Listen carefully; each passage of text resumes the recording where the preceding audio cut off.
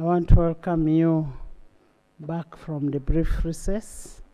On Tuesday, 2nd December 2025, the Speaker, Anita Among, tasked the Minister for Justice and Constitutional Affairs, Honorable Norbert Mao, to present a statement on the status of regulations of the biometric voter verification system. Honorable Speaker, we are getting close to an election. The Minister of Justice and Constitutional Affairs, in April of this year, was here and he told us that they are going to table regulations on how biometric voter verification machines are going to apply themselves in the upcoming election. He made that commitment. That time they were seeking supplementary funding to purchase more of these kits. And we asked, where are you basing all of this? And he promised here on the floor, April of 2025, this year, that he will bring the regulations. We have 1 month to an election. They keep coming and asking for money, including some of the supplementaries that are going to be tabled. They want money for the voter verification machines. What guidelines are you going to base on?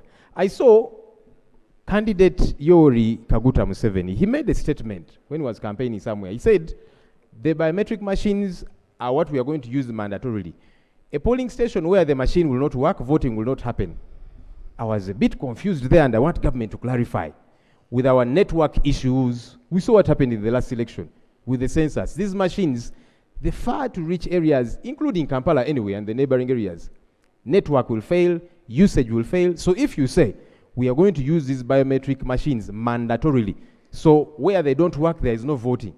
So what will happen? I refer the Leader of Opposition to the Electoral Commission Adoption of Technology and Management of Elections Regulations, SI 1 of 2021, which address the issue of the use of technology. So the use of this technology is provided for in the law. So that is sufficiently. But the issues of network and any such issues can be addressed under Section 12 of the Electoral Commissions Act. Whereas we all agree that technology shall definitely improve,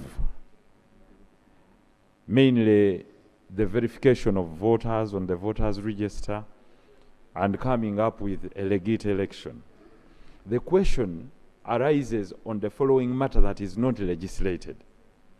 One, like the Honorable Senyonyi raised, by one candidate saying in the election that should the machine fail, elections at that polling station shall not continue. Now that is not embedded within the law.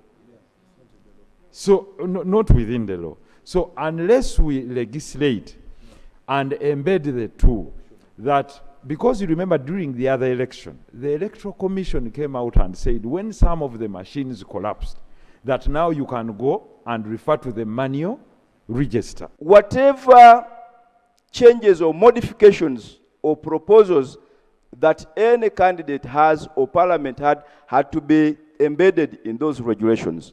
Now progressively, there are things that are happening that are not adequately covered in those regulations. I'll give you an example. There are stakeholders in these elections, the candidates and the political parties. Machines are being procured, and the stakeholders have no idea at all but where they are coming from, how they are being procured, the kind of technology. Right now, I am telling you, you have sufficient legal infrastructure to run the BVVKs. And if Electoral Commission feels that the election should not take place there, it is within the law under Section 12 of the Electoral Commissions Act. So there is nothing to worry about. If I've not heard the President say that, I've not seen the communication from the President to that effect. During the sitting, the House approved over 8 trillion shillings in supplementary funding for financial year 2025-2026 to support key development projects including road infrastructure, health, and agriculture services, among others. Section 24 of the Public Finance Management Act states that the total supplementary expenditure that requires additional resources over and above what is approved by Parliament shall not exceed 3% of the total approved budget for that financial year without approval of Parliament. Madam Speaker, pursuant to this section, we have incurred expenditures that had been unforeseen and unavoidable at the time of budgeting, which fall within 3% requirement, and we are requesting Parliament to consider these expenditures and approve them in order to regularize the process. The committee had to process a report for Schedule 1, Schedule 2, and Schedule 3, all totaling 8,104,390. Schedule 1 totaling 1,652,290 Uganda shillings. Schedule 2 was a total of 1,696 billion Uganda shillings. This schedule was all meant for Vote 016, Ministry of Works and Transport, in order to fix various roads. We also have Schedule 3 as follows. All these Schedule 2 and 3 are for prior approval. Right, Honorable Speaker and colleagues, Parliament is being asked to approve more than, it's now 8 trillion in supplementary funding. If this continues, we will soon reach a point where the annual budget is treated as a ceremonial event, while the real spending happens through supplementary schedules. Road contracts that have been running for years cannot be classified as emergencies. Oil palm compensation has been ongoing for a decade.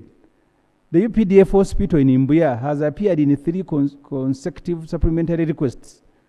Donor exits, such as you said, have been announced far in advance. These are predictable matters that should have been foreseen in the main budget. Madam Speaker, I beg to move a motion that the report from the Committee of Supply be adopted. I put a question that the report of the Committee of Supply be adopted by this House. Those in favor say on the contrary, nay. The ayes have it. Thank you so much, honorable members. In the sitting, the Speaker urged legislators to actively participate in the East African Community Parliamentary Games scheduled to take place in December 2025. Honorable members, as you may be aware that the Parliament of Uganda is hosting the East African Interparliamentary Games from 6th to 17th December 2025. I want to urge you, all of you, to participate in your various disciplines as we protect the gains of Uganda. We need to protect Yala gains. The Speaker also commended legislators for taking part in the day's plenary sitting, albeit a busy campaign period. Honorable members, I appreciate all of you who have heeded the call to participate in the sitting today. Indeed, this is a time that we need to be in the constituency, but because of these agencies that are here, we've had to be here. Given the budget timelines, we shall have at least one more sitting in this calendar year to receive the National Budget Framework paper pursuant to Section 8(5) of the Public Finance Management Act 2015 and Rule 152 of the Rules of Procedure. I also want to take this opportunity to extend my best wishes to those who are campaigning. The House adjourned Sunday.